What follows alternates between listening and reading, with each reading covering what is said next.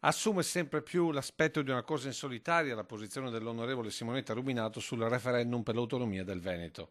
Almeno all'interno del Partito Democratico, dove continuano ad aumentare le voci critiche sulla consultazione voluta dalla Regione del Veneto e promossa dal presidente Luca Zaia.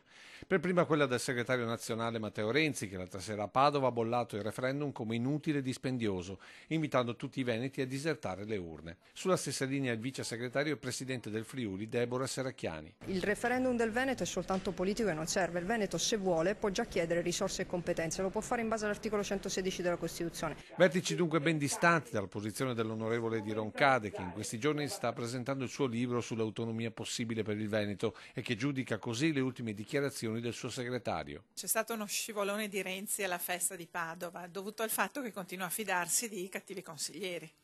Ecco, ma secondo lei, se consigliato bene, anche Renzi sarebbe dalla parte dell'autonomia e quindi del referendum?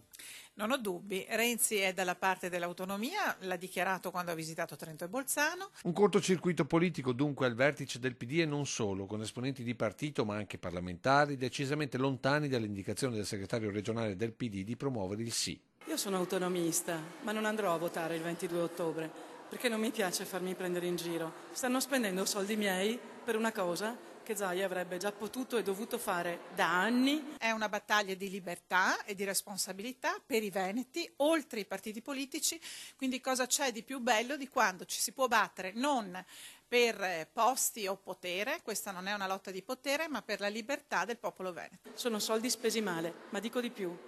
Sono soldi spesi per creare una cortina fumogena su tutte le cose che in questo Veneto non stanno andando. Dunque parlamentari distantissime, pur essendo dello stesso partito, con l'ultima stoccata dell'onorevole Rubinato. E dico a tutti quelli che invitano all'astensione che oggi una signora che ho incontrato, una persona molto semplice, mi ha detto con disarmante verità: non è bello che chi fa politica inviti i cittadini a non andare a votare.